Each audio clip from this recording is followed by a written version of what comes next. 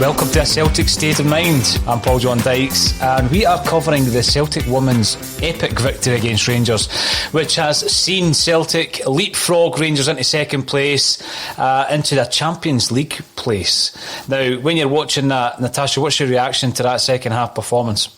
Oh, absolutely buzzing. I mean, that is excellent from the girls to beating Rangers, again and again and again this season with really, performances where they needed to dig in and grind out the result and keep going, and another narrow margin of a victory is just absolutely brilliant and made up for the girls. And do you know what? It's refreshing and enjoyable to see a Celtic team with that sort of passion and determination to go in and get a result. And those victories against Rangers, they've got their reward for it. Looking good for going into that second spot to finish the league is just absolutely tremendous. You know what I've been missing, right, this season, I think a lot of Celtic fans, is that unity. When you look at the team, you look at the manager, they're all buying into it, they're all playing for each other. Russell Boyce, is that why you've fallen for Fran Alonso? Because he's got that in droves, isn't he? Well, I think first and foremost, there's no luck involved. The manner that Celtic are winning, or, with the likes of the Glasgow City nearly winning in that instance as well, I just think it's a side that they play to the last minute. They are absolutely pulling in the same direction. I think when you watch a manager literally clinging on to his assistant coach for dear life when there was still 30 seconds left in a sort of mini hug, mini embrace, he couldn't contain his excitement. He went absolutely tonto at full time, and I am all for it. I think it's refreshing to see, and I think on the pitch, I mean, they are playing on his identity as well. I think that's undeniable.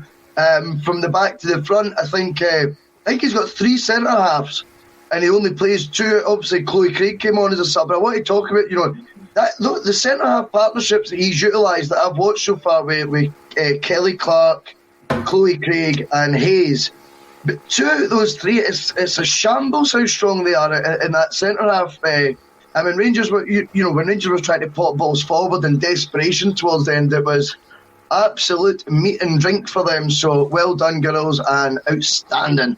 It was outstanding. Laura, I'm going to touch on that unity again because we're seeing the pictures coming from BBC Alba where they're still on the park. Fran Alonso's got the entire squad, the kit man, the doctor, the whole lot. They're all doing a big huddle. He's given them the chat. It's taken me back to that video that I think a few of us commented on that Lil Z on Twitter put up of Brendan Rodgers in the changing room where he gets the guys all together before he goes out in the park.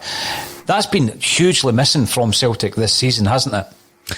Yeah, I mean, I know Jim, when we were on Friday, said he wasn't sure how much of a difference wee moments like that make before games, and I disagreed at the time and I still disagree now. I think you can see it from Fran Alonso, you can see it from Brendan Rodgers, you can see it with any good manager. Klopp at Liverpool, they create this atmosphere where nobody is left out, whether you're first on the team sheet or whether you're just in the team filling in for someone else, or whether you are the kit man, the dinner staff, the reception staff. Everybody is part of the sort of approach to try and get a winning team, and nobody feels left out. And that's the kind of spirit that you want, because like you say, as far as the men's team's concerned this season, they've very rarely been fighting for themselves, never mind each other. So it's like everybody says, it's refreshing to see it in a team that they look as if they're all fighting for one cause.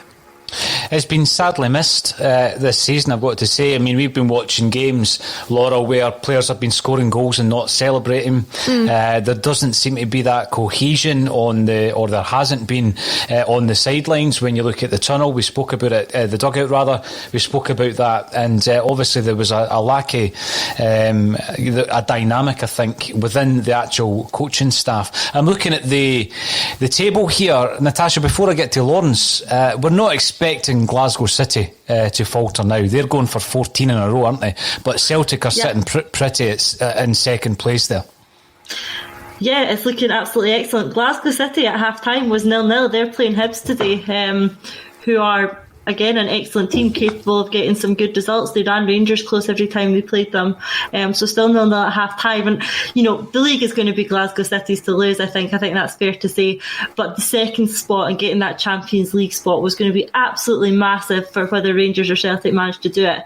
And really, it comes down to the head-to-heads. And Celtic have beaten Rangers every time. So there we go. Second spot is in our own hands, in our own destiny now. We've probably got the easier run-in of games in these last 3 than Rangers do. So, barring any major disasters, touch wood, it's in our own hands. What more can we want going into the final 3 games? And yeah, looking absolutely excellent. And it comes down, like I've just said, to these head-to-heads, and what Fran Alonso has managed to pull off in every single game against Rangers this season can only be commended. Not only him, but the squad as well, for showing that grit and determination to go out and get those results when it mattered. And they've been able to do that every single time they've been asked. They deserve that second spot, and just congratulations to them. And hopefully they can go on and see out the rest of the season without any slip-ups, and look forward to Champions League football next season. I've been covering all the games this season. Obviously, there was an occasion where we refused to pay the PPV against Aberdeen. But there's been occasions where, I've seen other people covering the games with me, and they weren't that enthused when Celtic scored a goal here or there. Lawrence, be honest here, when Celtic scored the second goal, which turned out to be the winner, when Sarah Ewens scored that towering header, what was your reaction? Oh, mate, sheer delight.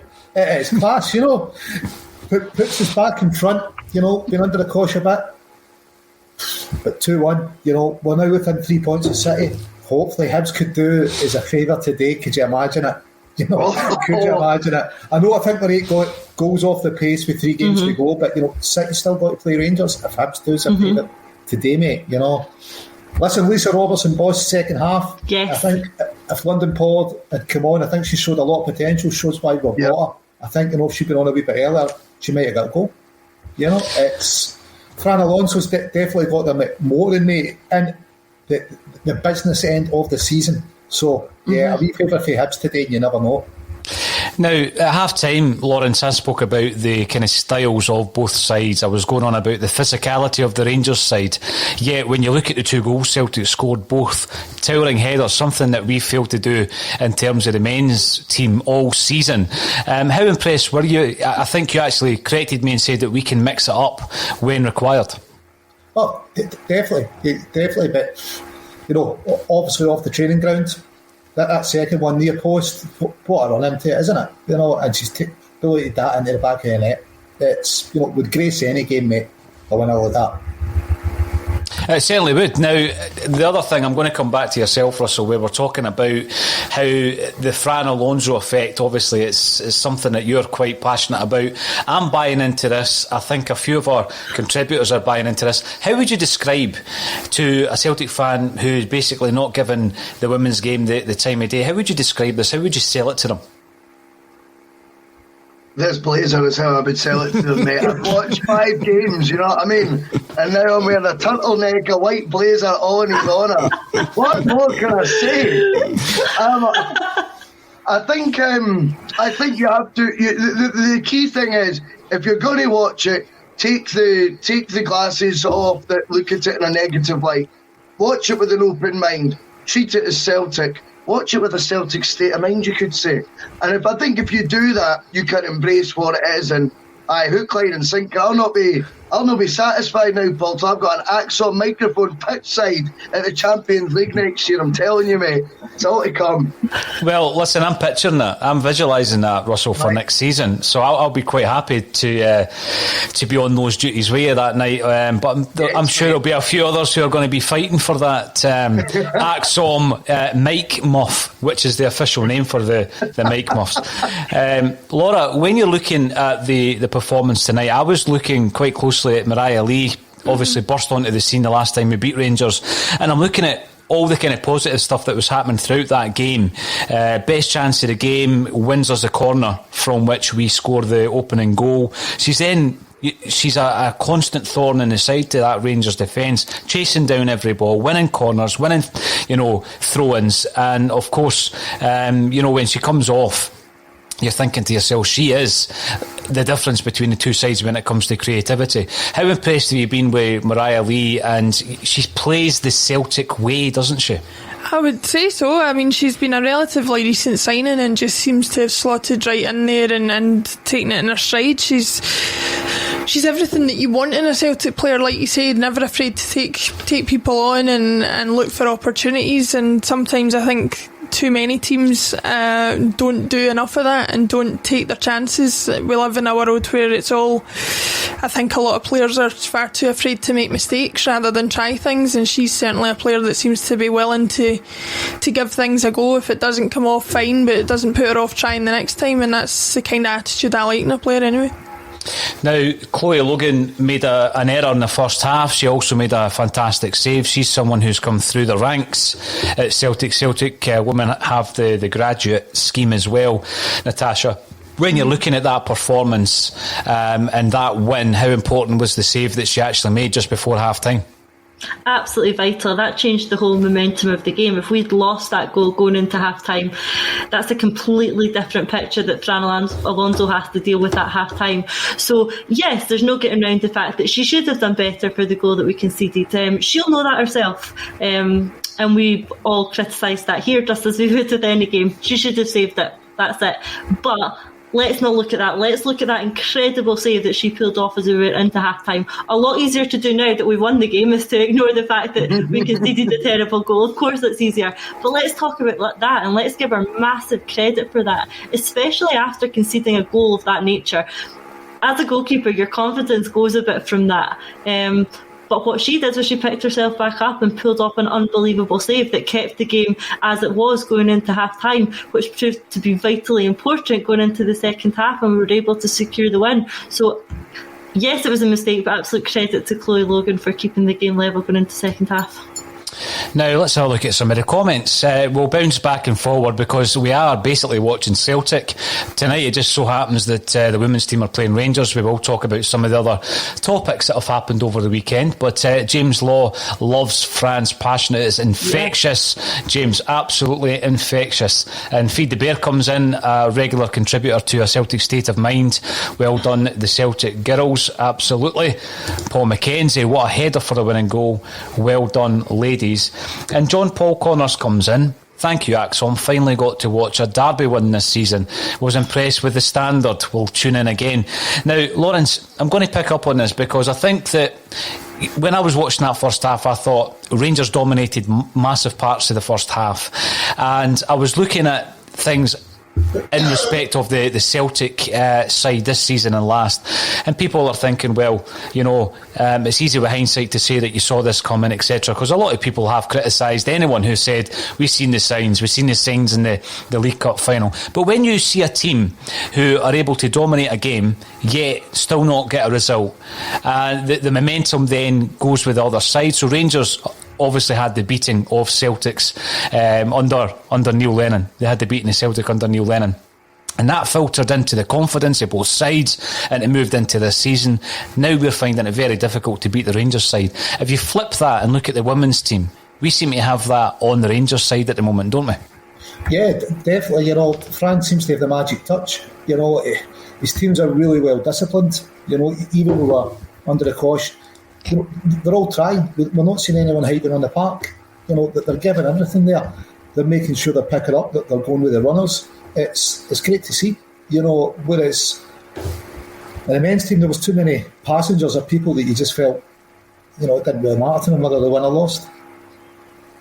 Yeah, that's a big concern, and I think that that's something that, you know, there's going to be loads of different reasons, Lawrence, in relation to that. There's players there obviously who didn't want to be at the club, but let's chat for a second or two about the men's team. There's a rumour circulated over the weekend, it's been picked up by quite a few mainstream sources now, around Olivier Ncham basically being freed by Celtic. Now, when I looked at that, initially it was a rumour, as I say, but a couple of the mainstream titles have picked up on it, Natasha. That would be bad business by Celtic, surely. Yeah, a real strange one. Yeah, it's perhaps just one of these rumours, but obviously the rumour is that Celtic had released Cham, terminated his contract, and yeah, to me that would just be terrible business by Celtic. This is someone we were talking, 2 summers ago about looking at £50 million offers from Porto and turning them down. If you then fast forward 18 months, 2 years and let that player go for nothing, something has went seriously wrong there in your business planning and management, because that cannot have been the intention. I don't think it's true. I think there's some mainstream media sources circulating today that Celtic have denied that, which makes sense, because we can't let him go for nothing. I don't care what sort of wages he's on next season. We must be able to get £1.5, £2 million for a player like Cham. And that sounds, a bit depressing to say when we were talking about 50 million a couple of seasons ago, but it's just someone who has deteriorated so badly in terms of form. A loan spell didn't work out, that probably is all we'll be able to get for him. I don't think he wants to be here. I don't think Celtic will want to keep him. It makes sense for him to move on, but not for nothing. My second concern there is who is making that decision. If it was true that his contract had been terminated, who by? The CEO is leaving, the manager's not in place, so who would be making that footballing decision? Surely you've got to wait for a new manager to come in and decide on the players with, a year left in their contract, whether they're staying or going. So a few concerns around that one. I don't think it'll be true. I think Celtic will be looking to recoup something from him. What we can get for him is a completely different story, but I don't imagine he'll be at Celtic next season, that's for sure. You look back on one of the finest performances under Neil Lennon, Laura, one of the finest results, and Cham is in there, isn't he, doing his celebration over in Rome. It was a tremendous night.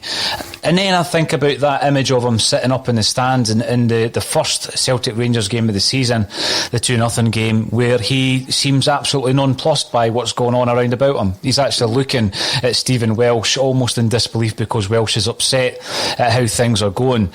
When you're looking at Cham and the fact that obviously he was offloaded, he was part of a group of players who were said to wish to leave Celtic, is there absolutely no way back for him in terms of his Celtic career? And as Natasha says, we just need to cut our losses and try and bring in as much as we can for a player who, on his day, technically was a tremendous midfield player. Yeah, he's a strange one, because it's funny when we play against higher quality opposition in the Champions League, especially. He seems more at home than any other player on the pitch. There seems to be an element to his play that is really suited to the kind of higher quality football, but that's all well and good. But when you're playing for Celtic, where your bread and butter is the Scottish Premier League, then that can't really fly. I'm in agreement. I think the ship has sailed as far as that's concerned. I don't believe the rumour that he has been let go, because I just think that I can't see any reason why that would be a sensible decision to make, even if he does go for free next year. To just cut your losses now and not at least try to get rid of him either later on in the summer or in January or something like that would just be a silly decision to make. But yeah, as far as him moving on, I can't see him getting back into the team now. It's not as if he's done like a Jack Hendry and gone away and improved himself and is likely to come back and fight for his place. He's gone away and had arguably a worse time in Marseille than he had at Celtic. So from that point of view, I think it's only down the way as far as he's concerned. I think so. When you remember back to the first pre-season under Neil Lennon, second time round, and Cham was speaking to the French press, wasn't he? Making his mouth go, going on about, I'm the best player in Scottish football, etc. I'm too big for this league. So you just get the impression, Russell, that if you were to try and persevere with him, no matter who's in charge, he's just going to bring trouble to your door time and time again, isn't he? Just shut the door on him, who cares? I mean, even when he said all that nonsense, he was just talking absolute out his backside. He was angling for a move. He's had the odd flicker in his time there. I think it's quite obvious that, I'm sure in the training ground, the things he can do with football are super impressive and all that, but at the end of the day, he's not got the mentality required to play for Celtic. In fact, I think he's going to get a big fright, as are maybe a couple of the other ones, when they find out just what clubs are genuinely even interested in them now and what level that will be at. They might even get a bigger fright when they realise they can't get in those sides once they do join them as well, because I think it's so important that with our recruitment this summer, we need to balance this without we cannot keep signing guys like Encham, who was, we can't deny this, he was signed with a view to sell on for profit. That is one of the main, and I get that's part of your business model, yada yada. But I think we were emphasising too much on trying to buy players such as that. And I think there's a lot to be said sometimes for getting guys in who feel playing for Celtic is their pinnacle. Or if something was to come of it, it's only because they've had X amount of years doing so well for Celtic. Not someone who wants to come in for 2 minutes, play a couple of Champions League qualifiers, maybe make the group stage, inflate his value, inflate his potential new wage, and go to a bigger league at the first call. And Encham's, to me, he's the stereotype of where our signing policy went badly wrong the past couple of years eventually. Lawrence, on that note, a lot of these signings that Russell alludes to were coming in from Manchester City. So we brought in Frimpong, I think, for 300,000 quid. He's been sold for 11.5. We've made a good profit on him. Denier and Boyata are another 2. I mean, they'll be lining up for Belgium in the Euros. You know, they'll be the centre-half partnership. I know Denier was only in on loan, but if you compare the kind of attitudes, the way that the Encham approached the fact that he was unhappy, and compare that to Boyata, in the face of loads of criticism by the Celtic support, did Boyata ever throw his toys at the pram and refuse to play? Mate, talk about attitude. See if Encham had half the passion that Lisa Robertson showed in that game, what a player he'd be. Yeah. You know what I mean, mate? True. And that's what it comes down to, mate. You know, Russell's touched on it. It's whether they want to be here. Some players will want to be here and have that passion, but still have the view of getting a move onwards. I think Cham's just, he's always thought he's the best at everything. He's, when things are going well, he's a luxury player, isn't he? And he doesn't show the heart. And you know what? Yep. If you don't have the heart for the game, you shouldn't be in the park. What I was thinking there around Boyata is, you've got guys that are down in tools, and obviously, Brendan Rodgers threw Boyata under the bus, didn't he, by saying he was refusing to play against Athens. What we really need is players who want to play for the jersey again. And you ask yourself, are we too far down the line to find that, or do you need to start looking at the domestic market again? We've been talking about that for the last few weeks. Lawrence, were you impressed with any of the supposed targets in the Scottish Cup final? Because obviously it didn't go Hibs' way, did it? No, not particularly, mate. But I don't think we're going to judge our targets in one game, are we? I think Nisbet is someone we should definitely be looking at. We've got a lot of positions to fill, so really scored the 2 cup finals. What we got in his position, not a lot just now. So I'm going to bring Natasha in here because I think you were singing his praises a few weeks back, weren't you? I was, and do you know what? If we're going to talk about it, I'm going to bring it up again because I went on a podcast with the Endless Celts guys a couple of weeks ago and we were previewing the St Johnstone game, and I said one of the players we need to watch out for is Sean Rooney because he's that sort of wing back that Celtic like to play. He's always up the park, and I said the words, when the ball comes in from the left hand side, Sean Rooney always seems to be popping up at that back post. So you're welcome, Sean, for that bit of luck there because I definitely gave you some good advice for that one and it worked. But in all seriousness, do you know what? He is better than any right back we've tried to bring in terms of, John Joe Kenny, you're trying to play Ayer at right back. Would he have been the worst option? And I am not saying that he is Celtic quality. I'm not saying that he should be our first choice right back. But the position we found ourselves in this season, I genuinely think he could have done a job. And if we're talking about players who are playing for the jersey and want to be here, he would be one of them. He makes no secret of the fact that he's a massive Celtic fan. So, yeah, congratulations to him on his couple of cup wins, and that goal I set up nicely for him as well. Brilliant. Yes, Rooney, he comes from good Celtic stock. Bob and Benny, I've got a long association with Celtic, particularly Bob Rooney, who was the physiotherapist, actually, for the Lisbon Lions. That's what he was classed as. But if you ask any of the Lisbon Lions... Distant relative of mine, actually. Is he, Laura? Yes, he was my great aunt's cousin. Wow. So there you go. Brilliant. Bob Rooney. Celtic. Yeah, it is, and a lot of that, Lawrence, don't go there. Didn't even know. I'm going to come back to Boise and wonder what is happening with the Boise bus at the moment, because I think anybody who watched the Scottish Cup final, realises that Jack Ross, as accomplished a manager as he is, Russell, I don't think he's got what it takes to take it to the next level. I mean, he's had 3 big occasions, 3 big cup finals with Sunderland and Hibs, and he's failed to deliver. But my biggest concern now is the fact that nothing's been tied up, as far as we know, in relation to Eddie Howe, and more jobs are becoming available down south. What's your thoughts on the situation? Stay calm, everything will be okay a week on Monday? I've never stayed calm in my life, so I don't think I'm able to do that, but I mean, it may well be that it's all sorted for the 1st of June. It may well be that he's keeping his options open, like the sort of players we were just discussing a minute ago do all the time, you know. And if that is the case, and we've put all our eggs in one basket and we don't get him, firstly, we're a laughing stock. Secondly, the next manager is entering as a poison chalice for him, because how can the next manager, when you know you're number 2, you were the number 2 on the list? It's back to Ronnie Dyler stuff. No matter who the name is, by the way, unless it's like stupid, which it's not going to be. Like, I mean, if it's Roy Keane, dare you say it, something like that, they are going to get pelters from the start, because they're not now Eddie Howe.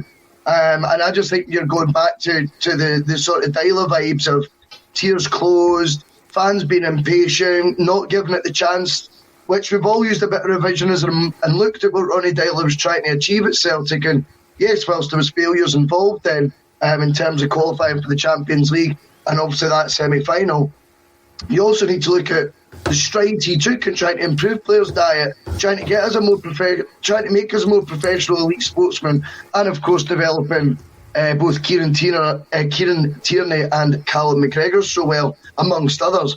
So it's different. It's difficult. It's got to be Howe now. I think it's went too far down the line. I'll maintain the point. There's never been a word mentioned by Celtic, and there's never been a word mentioned by Howe. That suggests to me it's still happening. I think you would need to nip this in the bud now if it wasn't going to happen. Or you would need to dampen expectations, you know. They can't let it run for 3 months and then go, oh, no, honestly, we didn't want him anyway. It's just kind of like ridiculous, you know. So I think if there was, stumbling blocks on the road right now, like major ones, I think Celtic would have dampened expectations before now. It should still be Eddie Howe, shouldn't it? Here's hoping. Now, Jungle Line comes in to say, get Celtic supporters in as players, then you'll see a difference. This is the point I was making with Lawrence, but I'm going to throw this one at yourself first, Natasha. Celtic, we understand, were interested in the following players in the pre-season, going into the 10 in a row memorable season that was not. James McLean, Danny Drinkwater, Fraser Foster, Robert Snodgrass, and rather surprisingly, Charlie Mulgrew. So these are players that Celtic were interested in signing. We know what happened with Fraser Foster. Some of these names have been linked to Celtic time and time again. Is there a balance to be struck here? Because obviously you've got to look at some of them and think maybe the quality's not there that you would get from elsewhere, who have no association with Celtic Football Club. I think you're right about balance. It needs to be the right balance. I don't think you could get, a bigger Celtic fan than Shane Duffy. He came in, he didn't do the job, did he? Maybe Charlie Mulgrew would have done a better job. It has to be the right balance. You need the balance of people who are going to give 110% for the club, and that extra 10% comes from the fact that they love the badge on the shirt, and that's something we saw from players like Kieran Tierney. He had it both, he had the ability and that passion, and then you look at someone who, then filled in his slot for him once he left, and Johnny Hayes. Did he have the ability? No, he didn't. He wasn't the best player in the team by a long way, and he would admit that himself. But he was another one who gave 110% up for the shirt. So something we need to do is manage to find that balance between the players who are really, really going to play for the club because they love it so much, and the players who, you can't expect, players, young boys from Europe to come in and love the club like some of these Celtic fans do.